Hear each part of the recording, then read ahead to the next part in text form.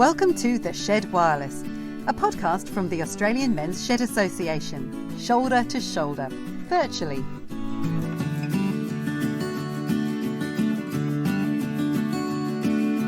Hello and welcome to the Men's Health Week episode of The Shed Wireless.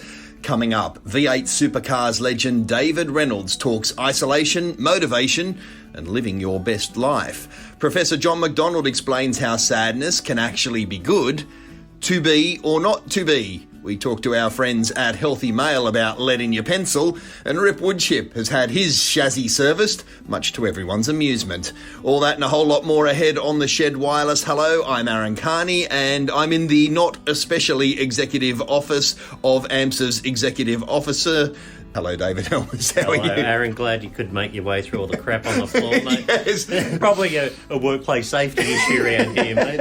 If this is the penthouse suite, I don't want to see the outhouse suite. No, it wouldn't be pretty, mate. It wouldn't be pretty. Men's Health Week, we don't sort of necessarily kick the door down with health in the shed movement, but it's a critical cornerstone of what we do, huh? It is, and I think it's very timely this week that we're seeing, a lot of sheds reopening this week around the country, and it fits perfectly that it is Men's Health Week, and all the sheds have been saying while they've been isolated, the effect on mental health and the social isolation and everything that the members were experiencing. So it's really getting back to our grassroots of what the men's sheds are about, with everyone returning this week, quite timely so during Men's Health Week. So they'll all get back there, and they may not know it, but I think they all appreciate it, that it's all about their health.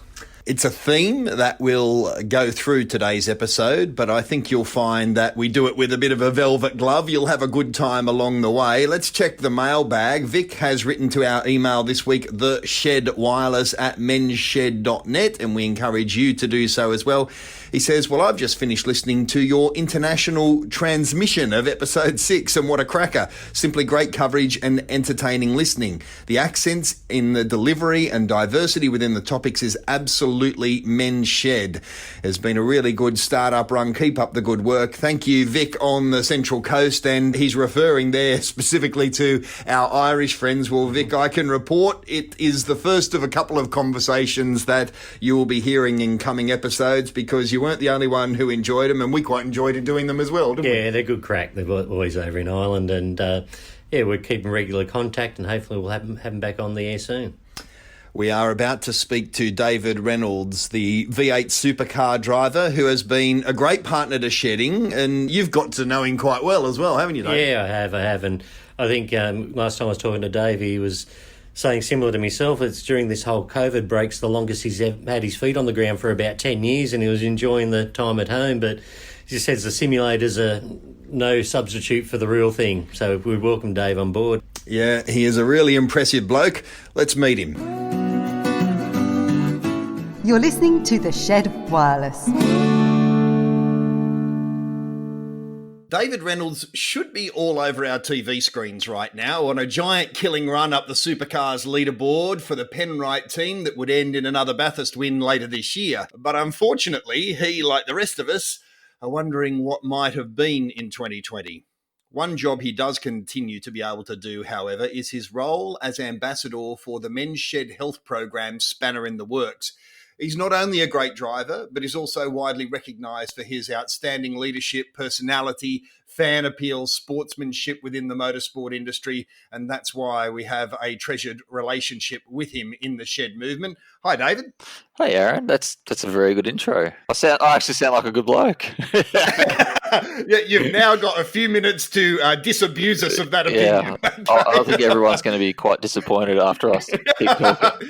Not at all. I mean, first things first, how are you doing in lockdown? I'm not too bad. When it all first started to happen, I like everyone else, we didn't know how long it was going to go for, and because you watch the news all the time, and there's so much fear installed into you. You think you're walking down the street and you see zombie corpses flopping around and stuff, and it just wasn't like that at all. But as it sort of went on and on, because I actually I've half enjoyed it, and to be honest, if it goes back to normal, I'm probably going to miss isolation a little bit, because I travel a lot for my job, I fly a lot, I'm always doing stuff, I'm hardly ever home, and this is the first time in a long time I've spent a good 6 weeks at home, so it's a very, very different change for me.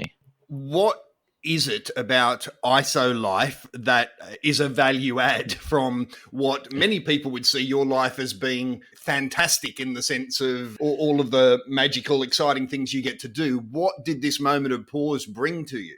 Well, like because racing cars and that, being part of Supercars for the whole year, it's so flat out. You're just bouncing from, appearance to appearance, racetrack to racetrack, going to the workshop, just trying to look after yourself and manage everything. And it's the first time in my life that's actually stopped, and you start to reflect and realize and start to think. And I suppose that's the end result. You're thinking, where most of the other times you're kind of just doing, you're not really thinking. So it's a bit of time of reflection.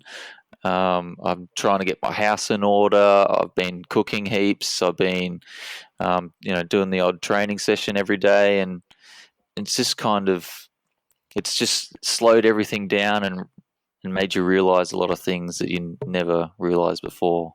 It's been very strange, but it's kind of like a profound experience where I can actually use my brain. I've started to read books again, haven't done that for 10 years.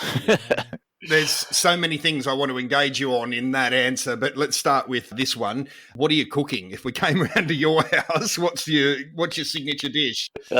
Cook heaps of different stuff, but mainly I'm a pretty boring, meat and vegetables type person. But yeah. I've been making cookies, muffins, just heaps of different stuff. Will the racing suit be snug when you have to get back in the car? No, like at the start of it, I actually lost weight. Oh, did you? Yeah, I don't know why. And then I've sort of put it back on, and I'm always kind of about the same 70 kilo mark as I always have been. Yeah, right. But at the start of it, because in Melbourne, we're sort of trending into winter, the days, I could see the end. I could see the end of, the good days coming. So I knew it was going to be really cold soon. So I started riding my bike heaps and was doing, probably 300-400 Ks a week on my bike. And then as the weather started to go bad, I haven't done as much, and I started running a bit more. So that's probably the only thing that changes. My physical exercise or exertion hasn't been as much. That's probably why I put on some weight. Yeah. Good. Yeah, interesting though. And what about reading wise? What book did you pick up? I started reading. I love investing and investing books and principles and all that stuff. So I started reading Rich Dad Poor Dad. Oh yeah. It was a book made in the 90s. And it's a really good book. Very good. Have you read that? Yeah, but probably maybe 15 years ago. Maybe not. Yeah, it's an older book. I've got a feeling I might even have interviewed the author at some stage, so that might have been. Oh, really? Awesome. Yeah, that I read it. What do you think about what's going to happen? I mean, without being too pointed about it, the major sponsor of the Supercars is in a bit of financial trouble. We're in for an economic rocky road, aren't we? Yeah, we are. We are in for a very unstable sort of future. Very volatile, I think it's going to be. It's really hard to predict. Our sport relies a lot on crowds, so when we go back racing, there'll probably be no crowd element. So, until they find a possible vaccine, I don't think there's going to be crowds in the near future for any sports. I don't know, it's just real uncertain times. Like I think our sport's going to look a lot different because we have so many people. It's basically a traveling circus. We have people only see the race cars. There's only 24 of them, but behind the scenes there's probably 1,500 people that travel with us as far as TV, marshalling, ambulance, stewards, all the mechanics, the crew, everyone involved with it. It's quite a big organisation travelling around. So, large groups can't converse or be seen. So, that we're going to have to cut a lot of staff and it's going to look a lot different. I'm sorry to say, but it's probably going to. Yeah, and you've alluded to it there, but one of the things, as somebody who in my previous life, I worked across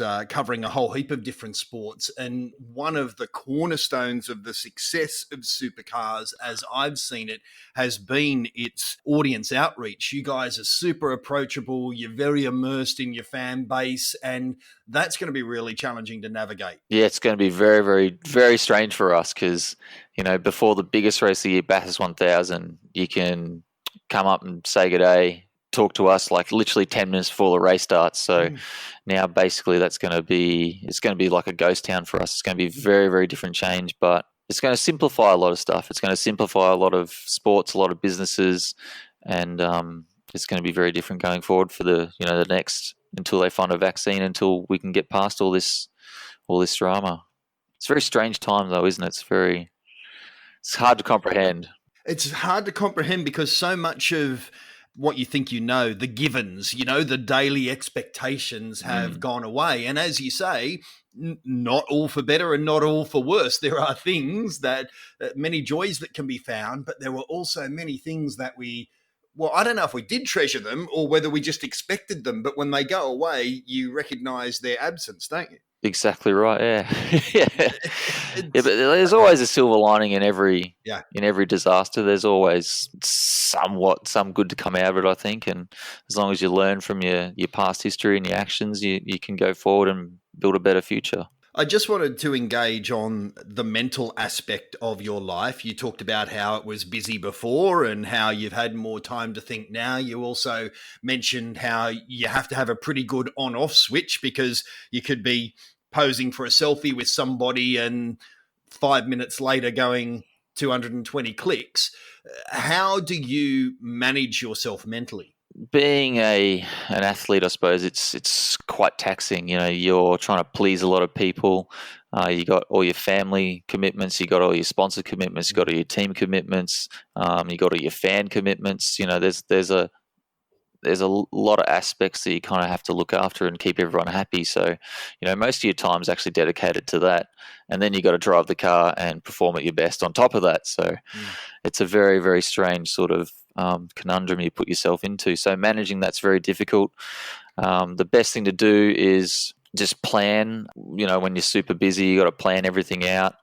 You got to have people in place. You got to have good management to sort of segregate you from all that stuff, because you can get too involved in that and it can wear you down. So a famous incident for me was the 2018 Bathurst 1000 when I was, had the fastest car, qualified on pole, led, it's a 161 lap race, and we led 140 laps of that race or something like that, 148. And I succumbed to injuries due to too much stress and, no sleep. I had cramps in my legs, so I couldn't drive the car anymore. And it was basically just down to, too much media activity, I wasn't looking after myself mentally or physically to perform at my best. So that is, case in point, probably a huge disaster for myself and my team, because we could have gone back-to-back Bathurst champions, but from all that experience, we learnt not to do that again, and we have to look after each other a bit more. And a huge blow, but hopefully we can learn from it. That's interesting, because many of the shedders who would be listening now, one of the tough transitions that happens in life is when you go from having a strong sense of identity in your job, whatever that job might be, whether you were the local plumber or the town planner or anything in between. Yeah. And then all of a sudden you just have to exist in your own skin. And that can be a challenging thing. How much is your sense of self wrapped up in your, and I use the term advisedly, wrapped up in your celebrity? Yeah, good question. Probably a lot, to be honest. I've been known as David Reynolds, the racing driver, for my entire life, really. Even at school, I was racing go-karts when all the other kids were playing football, so I was known as the racing driver David. And when that stops, I have, I've always wanted to do other stuff and always thinking of doing other stuff, but until that day actually happens, it's going to be a strange scenario for myself to be in. But I'd always... I'm a lover of life. I love life. I love doing it, even though that sounds really lame. But no, it doesn't at all. Because some people don't love life, So it's a rocky road at times. It's not always a love relationship. Sometimes, some days you have hard days, but it's just it's a passing storm. You're going to get better eventually, and you're gonna see the other side of the storm, and it'll stop raining, and it'll be sunny again, and you'll be in love with your life again. It's weird. Every day I love waking up.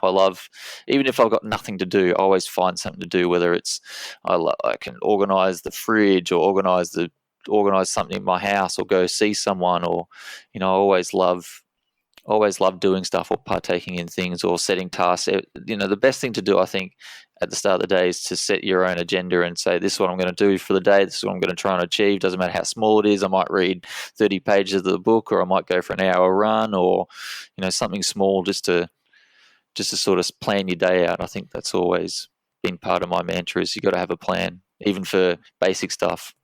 Make your bed, something small. You're not the first person that I've heard that from. Certainly not the first successful person that I've heard that from. And even in our even in our time today, there's a strong theme emerging from your answers that you feel like purpose and organisation are key. Happen to things. Don't let things happen to you. Am I paraphrasing that accurately? That's a pretty good summary. I've never really. But yeah, everything I have said is all about planning and organisation, isn't it? Yeah. And in some ways compartmentalising, like putting things in their own boxes and dealing with them separately so you don't get overwhelmed. Exactly right. Yeah. Most people forget to sit down and actually plan and think. Elaborate on that thought. What do you mean by that? Well, like most people they get told how to think, or they get told how to act, and they don't actually try and come up with anything or think about anything for themselves. So I think that's one thing, is to use your brain and think for yourself and plan and strategize and do everything that you feel like you wanted to do. Sounds really weird and really philosophical, but what are we now if not in a situation in life where we can try and make sense of things with a little bit of a breath in the air, if nothing else has come out of this time that we find ourselves in? On that, what did signing the long-term deal do to your mental status? Because you're essentially squared away for a decade. Is that, assuming everything is fine with supercars and sport and the world, but you're squared away for a decade, right? Yeah, that's true. I signed, I think it's the longest term deal in the sports history last year, and that was I love my sport, I love my team, the team I have, and my owner, the team owner Betty Klemenko, we have a very good relationship, and I thought I've never been happier doing my job or my role and in my sport as I have been with this team. So why couldn't I make it go longer? And we come up with the idea that it's basically a lifetime deal. As long as I wanted to race the car, I suppose I got a job racing the car full time. Yeah, it was a weird thing, because as a driver you kind of just live contract to contract, and most of them are only sort of 1-2 years. You could possibly get 3 if you were good enough. So that was your lifespan, and that was all your worries and stress over that period of time, as long as that contract went.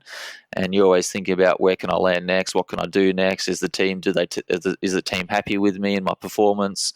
Do I need to try and talk to other people and go somewhere else? So, to sign a super long-term deal, it sort of takes that fear away from you. What I've been reading about in that Rich Dad book is most people, there's two. I think there's 2 emotions. There's the fear of losing their job, or the desire to succeed and win. So, signing the 10-year deal has taken the fear of losing your job out. So then I've only got the desire to win and succeed. Fascinating. Really interesting. Isn't that funny? But I've only just worked that out recently. But I'm also interested in that idea of how your personal values and beliefs, you see them pop up in other places and you're attracted to those places, whether it be a book or another person or whatever else. You tend to recognize your own values in other things. On that then, what if you had never discovered karting when you were younger? You were from a family that was into violins, not cars. What do you think? What do you think you would be if you weren't a race car driver? That's a very good question, and in an alternate reality, Ultimate Fighter. Yeah. Oh man, I love UFC. I love watching that. I don't know if I could. I don't know if I could be good at it, but I like it. I enjoy watching it. I'm the same. There are some things for doing. There are some things for watching. Things for watching. Exactly right. Yeah. I admire those people probably more than ever. Absolutely. More than anyone else in the world. Yeah. If I wasn't doing racing, I don't know what I'd be doing. Actually, funny story. I started racing in 91, and I actually retired in 1994. Oh, really? Yeah, as a 9-year-old kid, and then I started playing tennis, and I played tennis for about 4 years, and my coach was going to take me on the junior tour and stuff, and I was only 12 or 13 years years old at the time. And she goes, "You're going to be playing 16, 17-year-olds. You're going to lose. Like, you're literally going to lose." Told me that. And I didn't want to hear that. So I quit tennis and started racing go-karts again. So, yeah, maybe if I didn't have go-karts, I might be playing tennis, or I don't know. In an alternate reality, be somewhere, I'll be doing something. Yeah, people like you irritate people like me. I'm flat out trying to be good at anything, and you can turn your hand to anything. Thanks for being so generous with your time today. I mean, I'll give you the floor for a moment. Is there something you'd like to say to the shedders across Australia? And I just heard from Ireland, actually, shedders across the world. So, you just want to say hi to the guys? Yeah, hey, shedders, what's going on? hopefully I can do more stuff with you guys, and I'll be, not doing it via phone. I'll be doing more live stuff and conversing and, getting to know some people. So, yeah, I love people. I love getting to know everyone. I meet a lot of different people and a lot of strange people, and I kind of love all the weird and wonderful people you meet because they all come from different walks of life and they've all got different perspectives and generally got some funny stories to tell me, and that's what I enjoy. I've admired you from afar for some time, and it's been a real treat to get to know you better today. You're exactly what I imagined. Really? And, awesome. Yeah. And I've really enjoyed our chat. I hope it's not the last. I'm based in Newcastle, and hopefully the Supercars will be here again really soon. And, we might, as I say, get within 1.5 metres of each other. Huh? Yeah. With a mask on. Exactly, with Michael mask Jackson on. gloves. Exactly. Thank you so much, David, for being on the Shed Wireless today. If you would like more information about the program, the partnership that we have with David, or, of course, just having a healthy, positive, effective approach to your health as a male, you can go to healthymale.org.au, or, of course, you can always just go to mensshed.org, and we are the portal that will take you to all sorts of interesting places. Thank you, David Reynolds. No, thanks, Aaron. Appreciate it.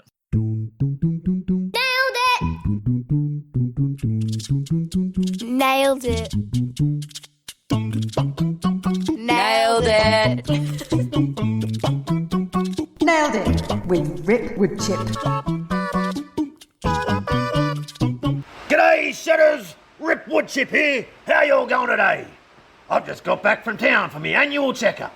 Yep, it's that time of year again when I go put myself over the pits for a full grease and oil change.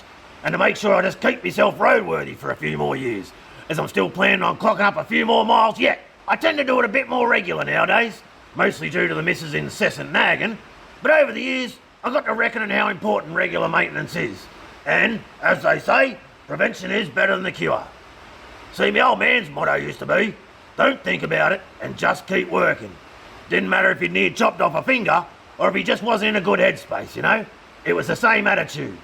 And I guess I used to live by the same code for a while. But later on, I started to realise that some things just aren't best ignored. It's like if your ute started making a bit of a clanking sound or running a bit rough, you'd at least pull over and have a look under the bonnet, wouldn't you? And if need be, you'd take it down to the mechanic and get it fixed, Or else sooner or later the bastard would break down, you'd be up shit creek or up for a new one. I used to get a little bit apprehensive about taking me clobber off and having someone tinker with me bits. The only other person that ever saw me parts up close before was me missus. And me mum, of course. And judging by the reaction I got on me wedding night, I was a bit reluctant to subject anyone else to that kind of torment. But I have to remind myself that doctors do this stuff every bloody day and are professionals, just like any other trade. And they've probably seen it many times before. And my parts can't be too much different than anyone else's, could they? Maybe somewhat larger and distinguished, but you get the gist. And like castrating a mallee bull, the first time is usually the hardest, for the bull especially. But it just gets easier and easier after that. Now, me and me doc are on pretty good terms, and there's just about nothing I can't talk to her about. She probably knows more about me than I know about myself in some respects. I suppose once someone's put a digit in your rectum, there's not much more you can't share. But always come out of there feeling a little bit better for knowing whether the prognosis is good, bad or indifferent. It's just peace of mind. Beats laying in bed stressing about it, that's for sure. And it also helps sometimes just to know that you're not the only one going through something. And between all of us fellas down at the shed, there's not much more that hasn't been experienced, whether it be widows or wars or dementia or divorces. And there's probably more new and used parts floating around inside some of us blokes than on the workbenches. So there's always someone to talk you through it, whatever ails you. Anyway, fellas, speaking of spare parts, that was a bit of a drive in from town, so I've got to go clear the manifold. Give us a holler on the Shed Online or the Shed Wireless at mensshed.net. Talk to you next week, fellas. See ya.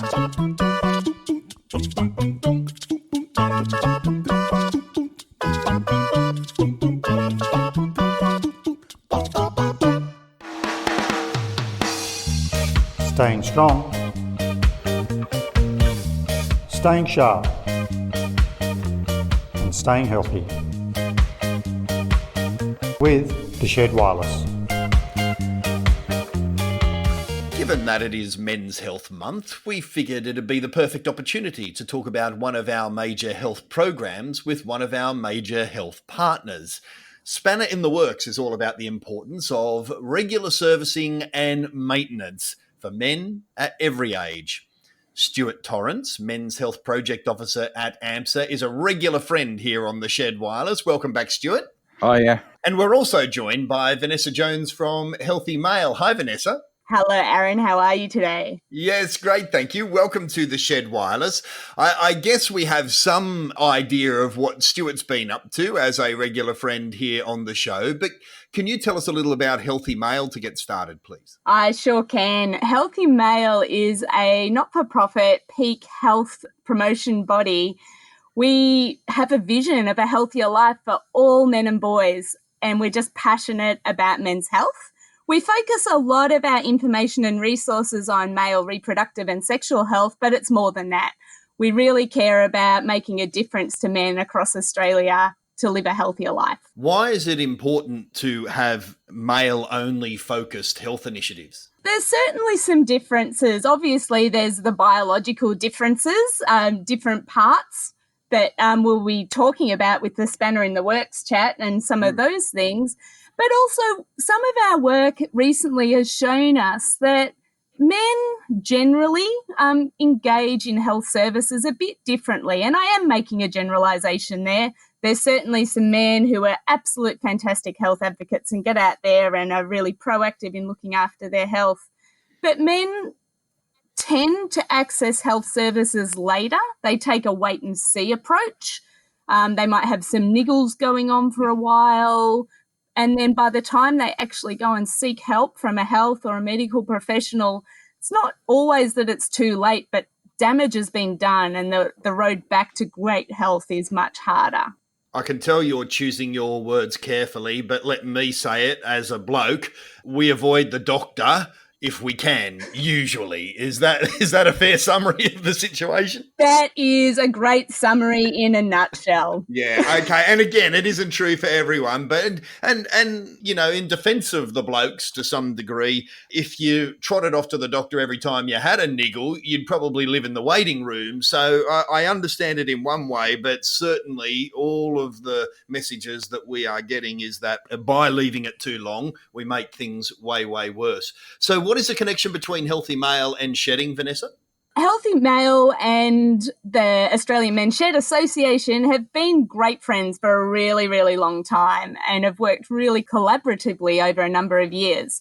I think over the last 18 months, the Spanner in the Works health promotion toolkit has been the one thing that has drawn us together. The Shedders got this happening a long time ago now, probably almost 10 years ago, and had a really great concept in the service and maintenance schedule for health and relating that back to looking after our cars.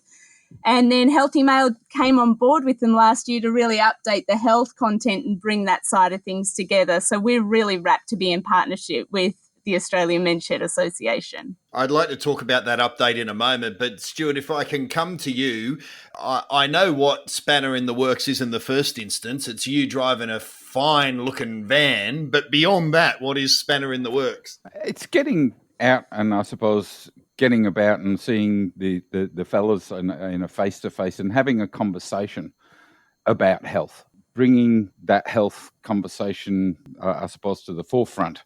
We talk about anything and everything else under the sun when we're in a shed. And what we've noticed is quite often things will talk to lifestyle, living pressures and all those sort of things. And we sort of saw a link to individual health And we basically wanted to boost that. So the Spanner in the Works program relating the servicing of your vehicle to the servicing of the operator of that vehicle and showing the importance of it was paramount in delivering our health message.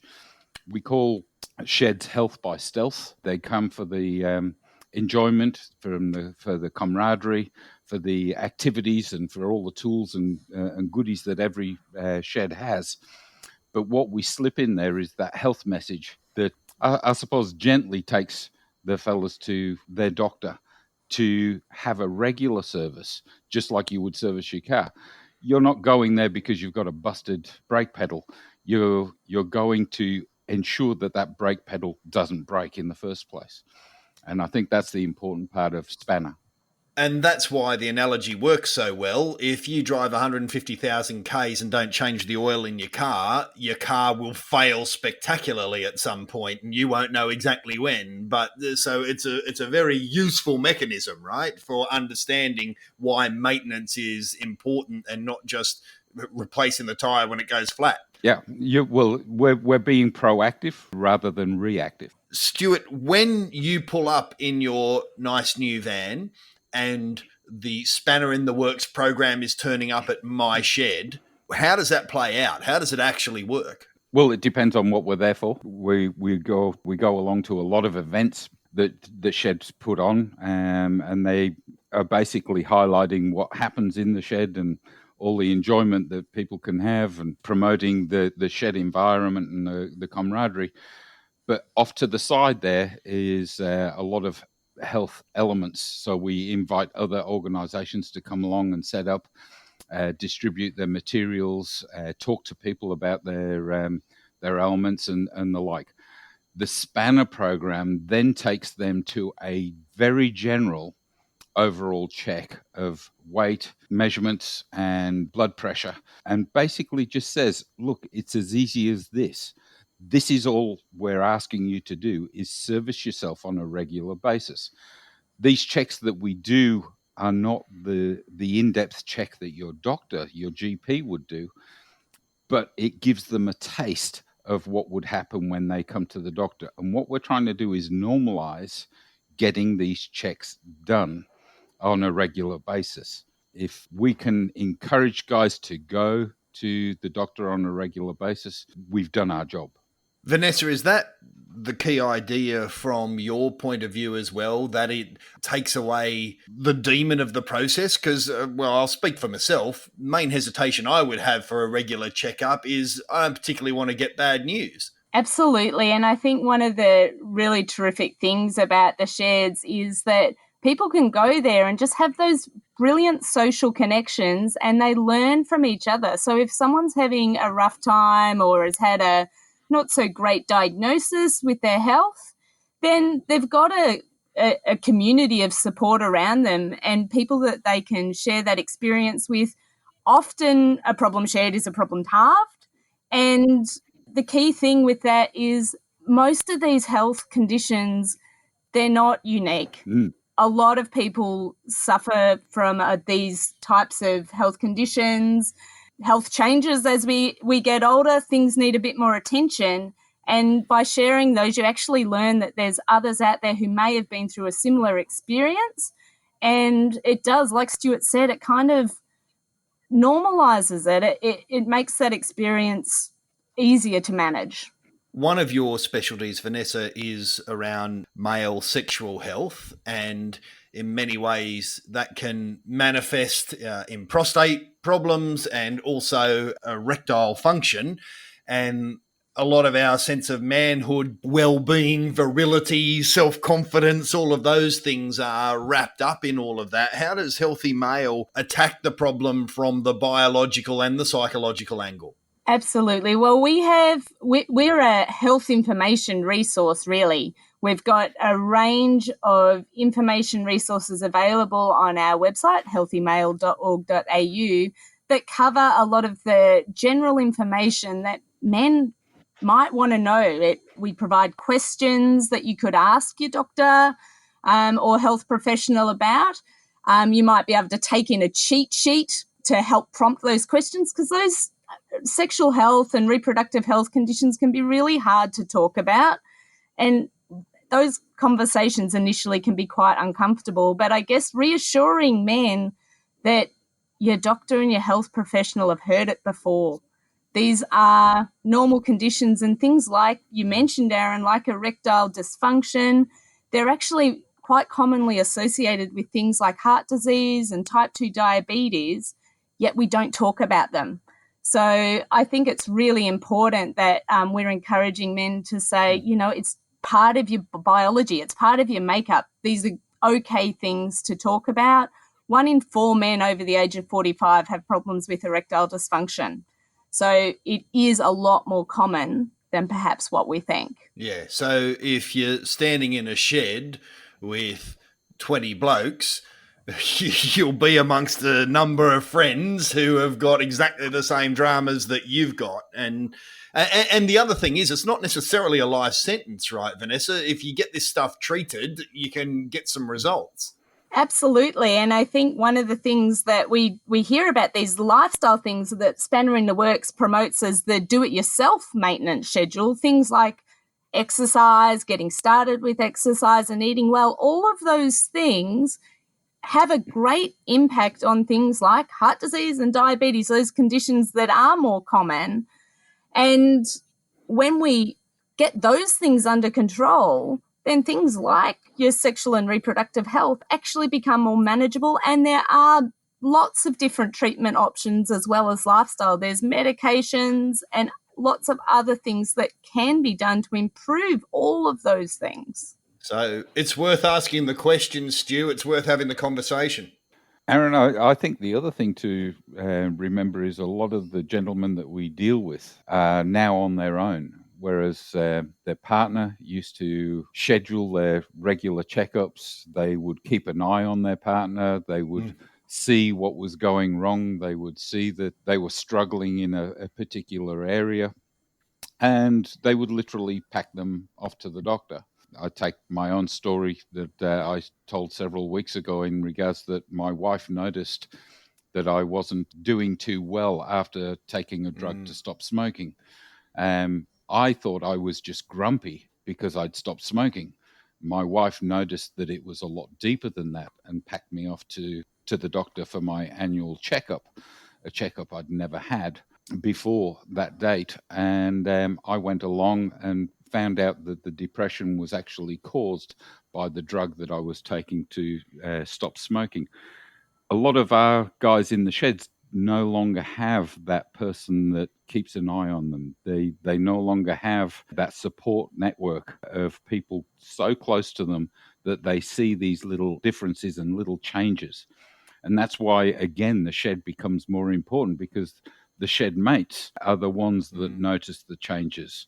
The shed mates are the ones that, turn around and say, mate, are you grumpy or what? And start the conversation about, where their head is at. So hand in hand, the sheds and a health initiative really, really do join perfectly together and address our audience's needs.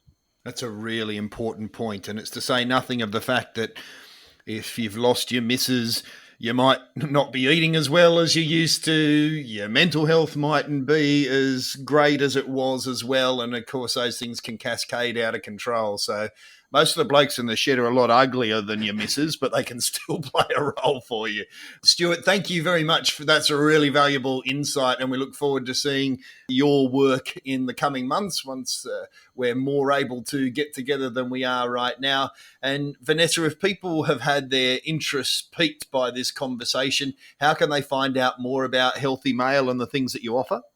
Well, I think the best port of call to start off is straight to our website at healthymale.org.au. And for more general health, I think the Spanner in the Works website's also terrific, and it's got a huge range of resources of different health bodies that can really support with great information provision. So that's malehealth.org.au. Thank you very much, Vanessa Jones from Healthymale. Thank you, Stuart Torrance, Men's Health Project Officer at AMSA. And gentlemen, you're officially out of excuses. Go and get on that website and get yourself serviced. You're listening to The Shed Wireless. Can you actually remember the first time you heard the term mental health? I bet you can remember lots of other terms that used to get used when someone's mental health wasn't great. People would say, oh, he's lost it. After the war, everyone talked of shell shock. Sometimes it was just euphemistic, like he hit the drink. Perhaps people just rather unkindly said he had gone mental, right? So what does the shed do for mental health? What is it about the shed process that makes men do better? Professor John Macdonald is a patron of the Australian Men's Shed Association and a director of men's health at Western Sydney University. Hello and welcome once again to the Shed Wireless, Professor. Thank you very much, Aaron. I do appreciate what you're doing and these programs going out to men. Could I start by being a bit naughty or controversial? Oh, that would be most out of character, but sure, why not? Go ahead. Historically, if we look at it, the expression of mental health, that expression, for me, it's clear. It's a new one. Yeah. 20 years ago, people weren't speaking about mental health. And I have to tell you that without being too exotic, I do some work in South America, in a country called Chile. And there in Chile, they've stopped people. They've said to professionals, nurses and doctors, be careful about labeling people as having some mental health condition. Very often we talk about an emotional crisis or an emotional situation, something like that. It's only in Western world that, especially with the rise, and I mean this, especially with the rise of medication, which can sometimes be helpful, of course, but if you look at the history of it in the last 20 years, before that, there wasn't so much diagnosis of mental health problems, and there certainly wasn't so much prescription of antidepressant drugs.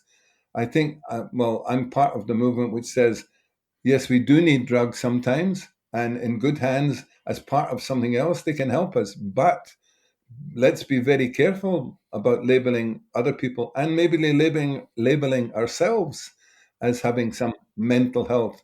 Because, if someone's lost their loved one, their son or their partner or their best friend, they're going to feel terrible. Does that mean to say they're mentally ill? They could feel down for a while, but that we should be careful saying, well, he needs to see a doctor and the doctor will give him something for it. Be careful. Loss and grief and feeling bad at times are part of the human condition. Doesn't mean to say there isn't things like mental health problems. People do have psychiatric problems and they do have psychosis and neurosis. But what we discovered, for example, in a small study on the Central Coast of men who had sadly taken their own lives, only a small percentage of them could have been labeled as having one of those, a psychosis or a neurosis. That for the others, it was an accumulation of horrible things that had happened in their lives, which made them feel terrible. Now, to say that they were mentally ill, no, clearly those terrible things had effect on their well-being and on their mental health. But it would be wrong to say that they were mentally ill. They were just emotionally bashed. I think we should be very careful about falling into that trap of easily naming people as being mentally ill. I think those are powerful words, and I just want to preface the thing I'm about to say in that I am just a layman and I have zero expertise in this area. This is only a life observation, not a professional one. But to me, if you have been a high flyer your whole life and suddenly you wake up on Monday morning and you're retired, or if your wife dies, or if you get a bad health diagnosis, in fact, having a sadness response to that is mentally healthy. If you had something really bad happen to you and it didn't make you sad, you couldn't call yourself mentally healthy, could you? That's actually a very professional statement. You say it's a layman's statement, but there's more and more evidence of that we're confusing sadness and understandable sadness with mental illness. And the labeling of people as being mentally ill precisely because they've lost their jobs or their partner, or be careful. We need help for those situations. And sometimes medication might help if the feelings go on too long. But it would be wrong, as I think you're implying, to say that because someone's very, very sad, and they should be, that they're mentally ill. They're not necessarily. And that doesn't mean that they don't need support and love and outlets and mitigation and all of that sort of thing, but it doesn't mean you're mentally ill. Absolutely. And one of my students who was a doctor and became a psychiatrist came to me, that's some years ago, and he was very sad. He said, because I'm so busy as a psychiatrist, most of my job is just measuring the medication for my patients. And I do want to talk to them, but I've no time.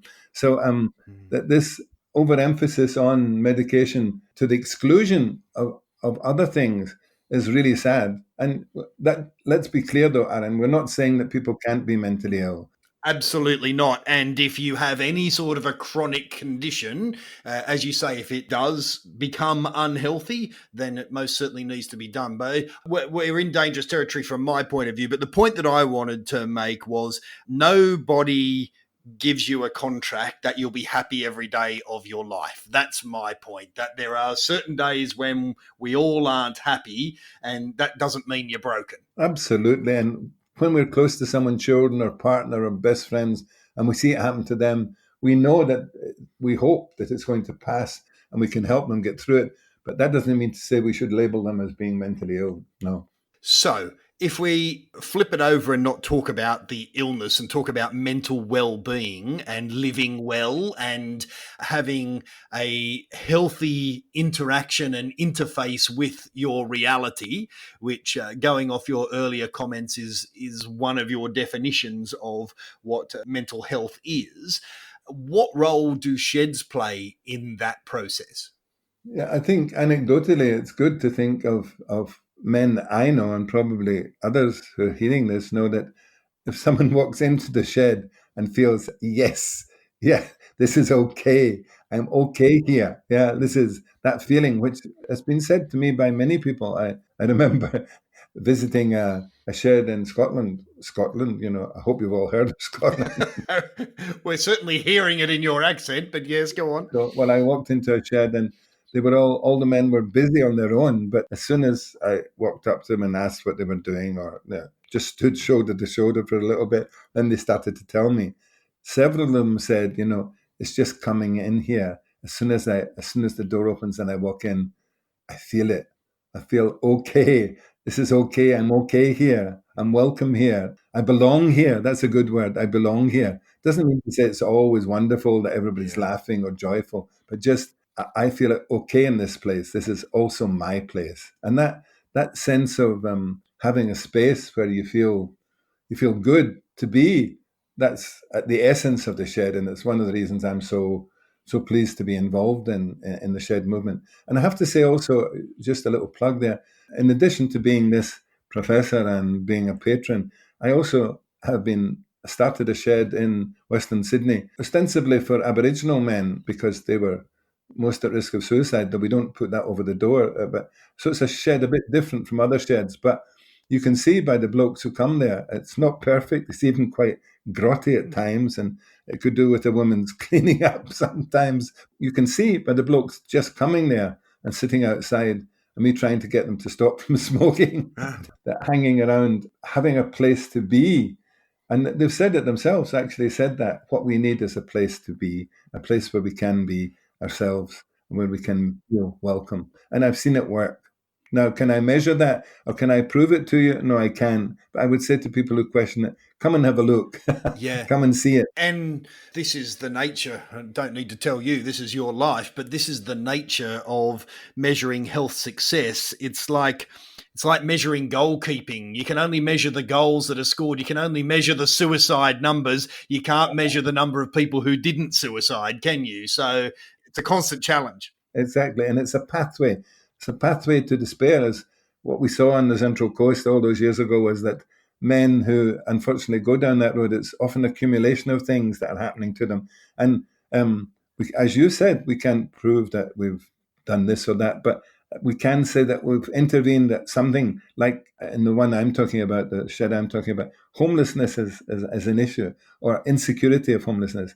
And the guys at the shed can help them, because we do, and it's an unusual shed. We do have two professionals, not psychologists, but blokes who are also Aboriginal, who, if someone's missing, who doesn't have somewhere to stay, then, and that's the main thing in their lives, lots of other things too, then the first thing is to get them somewhere to stay. So that to deal with the immediate issue that's pressing on them. It can be so important, I think. Yeah. That's interesting. I've never, for all of the ways I've looked at sheds, and I've twisted the prism a few ways to look at it, what you just said there is very interesting to me. It's almost an appointment to connect to your network, isn't it? Absolutely. Ah. I mean, wouldn't necessarily talk about it like that, but they don't have to. No. But if we know it's happening, and if you can see I see it in the faces of men too when they come in and they feel that they belong, they've got a place. And that can, of course, and should work the other way. So when someone comes who's a bit tentative and is brought there by their missus or whatever, who wanders in a bit unsure of where he is, then reaching out to him and saying, hey, hello there, why don't you have a cup of tea? Come and just hang around a bit with us. And that kind of openness to other people because you yourself have felt the place was open to you. That's at the essence of the shed. Professor John Macdonald is a patron of the Australian Med Shed Association and the Director of Men's Health at Western Sydney University. Another inspiring chat and a lot of food for thought there. Thank you. We'll catch up on the Shed Wireless again really soon. Thank you very much, Alan. Thank you. Now on the Shed Wireless, let's see who's working in the shed. And who should we find working in the shed other than AMSA's very own events and volunteer coordinator, Marty Least. Least, last but not. It's a running gag. Very good. Very good. What's involved in being AMSA's event and volunteer coordinator? Well, that's the eternal question, Aaron. What does Marty Least do? He gets asked a lot around the office. I'm trying to get this finally on the record. Well, let me just check the job description. But now, where did I put that? I think it's stabilising that dodgy table you built. No, mate. Oh, look, from my perspective, I've got the greatest role of all. Like, I am basically, I go around and throw little parties for shedders all over the country. So, you know, primarily my role is to support sheds to run events and to run events on behalf of AMSA and the AMSA sponsors and supporters. Basically, I can be doing things like from little barbecues for events just to host to go and visit for the day and get all the shedders in the area together, or I can run big things. I've run events at Parliament House, which has been an absolute privilege to be able to do. There are a handful of invited people there. Other events up to 200 to 300 shedders coming along from all over the area just to celebrate shedding, basically. Yeah. What's the variance level in the quality of snags across Australia? Mate, I am going to write a book one day. I am a sausage connoisseur, I tell you. When they're good, they're very, very good, and when they're bad, they're horrid, though, right? You've got to keep the same expression for every one you eat, and you've got to say it's the best sausage I've had in my life. It's the same thing. Is this the best shed you've seen? Oh, I've got to be very diplomatic with my answers. Is this the best shed you've seen? Yeah, oh, mate, this is the biggest and best shed. Oh, yeah, absolutely, yeah. No, mate, I could absolutely write a book on sausages, and definitely am, like I said, a sausage connoisseur, and yeah, and I've got the stomach to prove it, the waistline to prove it, so the love handles. The gyms are reopened, so we're running out of excuses. Thank goodness for that. Yeah, I know. I started this whole thing with gusto. I joined the gym and said, yep, working from home, I'm going to join the gym because I'm not on the road anymore. And 2 days later, they closed the gyms on me, so that went out the window. That's the thought that counts. How did you come to AMSA in the first place? Oh, well, long story short, much the same. I was a prefect of Catholic Care Newcastle, and I basically replaced Dave Helmers' role as Windale men's shed coordinator. So he left and basically started AMSA, and so there was a position there at the Windale men's shed as for a coordinator. And I was interviewed by Liz Macdonald from Catholic Care and Dave Helmers and Roger Grennan from the Windale men's shed. And I got the role as the shed coordinator. I had very, very, very little idea of what men's sheds were, but in hindsight, my background has sort of placed me perfectly for the position. So basically, I came from there, and it just evolved, I guess. That by the time I got to Windale men's shed, we don't need a men's shed coordinator. What do we need a coordinator for? Dave's set up everything. We've set up everything. There's, you're just biding the time. So pretty much. Dave was just up the road with AMSA. Dave and Mel had sort of broken away and were working and started AMSA, and they just basically, I went up there and just worked out of there, and Dave pretty much took me under his wing, which is a pretty unhygienic place to be, but pains me to say, but I've learned so much from that guy. So, yeah. It's a theme that keeps coming up in the Shed Wireless. How many of us involved in the movement actually find it from a white-collar background, but you're genuinely good on the tools, or at least you were once. Well, mate, if I was that good on the tools, I'd probably still be there, and I've got the scars to prove that I wasn't the greatest of carpenters in the world. But, yeah, mate, I do appreciate the fact that I did a trade, and I fell into that through my father, who was a builder. And I do appreciate the fact that I still love the fact that I have those skills and can still do the odd thing around the house and work up in the back shed and build the odd bit of furniture or whatever I do. And it's so rewarding to be able to do it. But the fact is, it's like, and that's what I say to people, everything you do, I guess, in life is a stepping stone towards where you end up, and it all sort of builds up. Like in training, they say there's tiers of training and things, and yeah, it's whether it's serendipity or it's just, I don't know, it just works out that way. But yeah, builder by trade. Then I obviously didn't have a passion for building. And I was on a job once at a school, and I ran across this work for the Dole crew, and I was speaking to the coordinator there, and he was telling me about it, and I said, wow. And he said, are you interested? I said, yeah, I'll give it a go, because I was just itching to get out of the building trade. And so I started running this work for the Dole projects, and one of the ones I did was a timber workshop, and it was, for all intents and purposes, it was a men's shed. I had guys coming in, men and ladies coming in to do their certain allocated hours for the week, and I was teaching them basic carpentry skills and bits and pieces, and encouraging them back into that motivated work thing, getting up out of bed and having to be somewhere and having to work all day and things like that, but also increasing their confidence and all that sort of stuff. And I just had an absolute passion for this. But the other thing about that project was the fact that some of the stuff we were building was furniture for handicapped children up at the special ed department at Newcastle University. And I'll never forget the first project we had. I just built this little walking aid for this girl with cerebral palsy, and first time she walked, with the aid of this thing that we built her.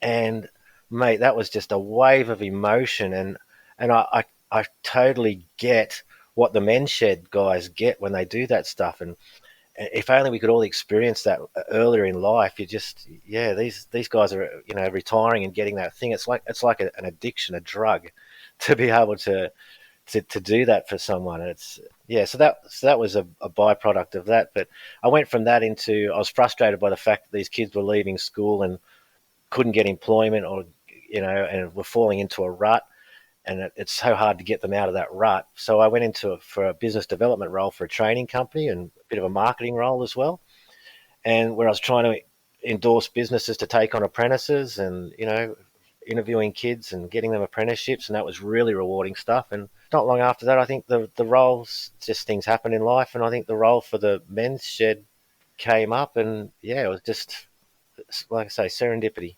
So you said that one of the attractions was that you like people and you like learning about people. What have you learned about people in this role? The first thing to me, I think, I was probably about nearly 28, 29 when I started running the work for the Dole projects. And I think the first thing was, man, I've lived a sheltered life. Everyone has a story, and so many things we judge people. I used to judge people. I think my father was a bit of a judgmental person. I just took on my opinions of other people based on his judgments. And I found out, well, no, Dad, these guys really have a story. They're here for a reason. They've had tough stories, tough lives, and we really have to look at that and look at that before we make any judgment. That's really profound, because you don't know what anyone else's journey is, and you're making your judgment on a tiny bit of data, right? Absolutely. And there's so many. I just think there's so many things that, like I said, the sheltered life. I had such a great. I consider myself pretty messed up in the head sometimes, and I've had my fair share of mental health issues and things, and I've had to some would be the perfect childhood, the perfect upbringing. And I think some of these people have had such traumatic experiences, or have not had the guidance that I was privy to. and are still doing so well for themselves and still trying so hard. And but my thing in that role is I would give these kids 150%. I call them kids, but some of them are, middle-aged and older for different reasons, but I would give them 150% of my time and energy, and I still do that with anybody I meet. And as long as I will keep continuing to give them 150% of my time and energy if I see them sort of working towards bettering themselves, And I also saw lots of kids, once again, that were so desperate to drag themselves out of that hole, and they worked so hard, but then they had other influences, maybe family influences, that were dragging them back down, and it was so devastating. Why do you keep doing it? Mate, it is just the most rewarding job in the world. It is, look, these guys have so much knowledge, they have so much passion, and I see how much they're getting out of it, because I know that feeling. I was very lucky to experience a lot of that when I was younger, but I see these guys.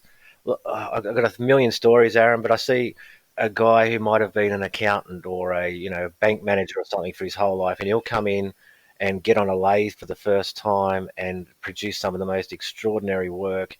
And just this wave comes over him of wow, look, and that feeling of, why haven't I been doing this my whole life? What have I been missing? This is so great. And they do so much wonderful work. I mean, you can take any pill you want in the world for stress, but you get on a lathe for half an hour and you just forget about the world. That's meditation. But the other thing too, I suppose, in those cases, maybe the blue collar workers that join the shed, is you're producing something. You've got something to look at the end of the day, where you mightn't see that so much in your other role. And I know that now. I get so much satisfaction out of mowing my lawn now, because I look back and go, wow, look at that, it looks fantastic.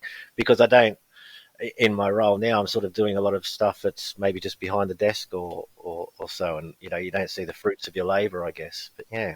And listen, just something, I'm not exactly sure what this means, but I've been asked to put this to you as a question that just simply says, why have Marty and Rip Woodchip never been seen in the same room together? Rip Woodchip, who is that guy? Rip Woodchip, he is, wow, what a guy. But let me just say, Aaron, that you've never seen me and Superman in the same room either, have you? So there you go. Well, let's just leave it at that, shall we? Let's just say that Rip is the man that we all wish we were. Oh, don't we? Don't we? I tell you, what a guy. What a guy. I'll still never look at a stew the same again after he talked about throwing a sand shoe into the stew last week. Marty, just in all sincerity, the Shed Wireless has been a group project, and there's been lots of stuff that has gone on from behind the scenes, and you've been at the core of a lot of that, and really been my man, connecting with the sheds and all of that sort of thing in ways that I just couldn't imagine. So thank you for everything that you do behind the scenes to make the Shed Wireless a thing, as well as all the high-profile work that you do in your role as the event and volunteer coordinator. Thanks for working in the shed with us this week. Mate, an honour and a pleasure. Thanks, mate. Great to speak to you. Talk to you soon. That is Marty Lease there, who is AMSA's event and volunteer coordinator, working in the shed this week. We've pulled the door closed on this special Men's Health Week episode of The Shed Wireless. Thank you to David Reynolds, John Macdonald, and all of our guests. Dave Helmers' next episode, Mark Coulton will join us, a man who has a particular relationship with sheds en masse across a big chunk of Australia. He does. Look, if people don't know Mark, he's the Minister for Regional Health, Communications, and a portfolio of others as well. Yeah. Previous to that, he was the Deputy Speaker, and he's also the long-serving member for Parks. And he established the bipartisan friendship group, political friendship group, Friends of Men's Sheds, and long-time supporter of men's sheds. But he also holds the record as that he's got more men's sheds in his electorate than any other politician in Australia. So I think he's up around 75 sheds or something in his electorate. So he knows sheds well and truly. And when he gets out and doing the rounds in his electorate, he calls into a lot of the sheds and lives on a staple diet of sausage sandwiches and chocolate biscuits and cups of tea at each one. So look forward to catching up with Mark next week. Yeah, that will be a good chat. We are available via certain community radio stations stations now. If you listen to a community radio station in your neck of the woods, ask where you can hear us, and if they don't have the show, put them in touch and we'll help them out. You can also find The Shed Wireless on Apple iTunes, Spotify, YouTube, Red Circle. That might not mean a lot to you, but if you've got somebody young and tech savvy around, they'll steer you in the right direction. Wherever you find us, though, please subscribe so that each new episode gets delivered straight to you, and you can rate and review as well. Most of all, though, please just share us through your networks, newsletters, word of mouth, ring a mate and give him the tip, send The Shed Wireless via the Shed Telegraph. And we're here anytime on email, theshedwireless@mensshed.net, or you can get to the AMSA website, mensshed.org, and see what's going on with the Shed Online there, have a conversation. Given that it is Men's Health Week, we thought it was timely to share that Lifeline is available 24 hours if you need mental health support. That's 13 11 14 for Lifeline, 13 11 14. So to Men's Line, 1300 99 7899, 1300 99 7899. And Beyond Blue has many resources as well. You can either go to the Beyond Blue website, or if you just come to mensshed.org, you can jump off to all of these resources from us. So on behalf of David Helmers, I'm Aaron Kearney saying thanks for listening, and we'll see you next time around on The Shed Wireless.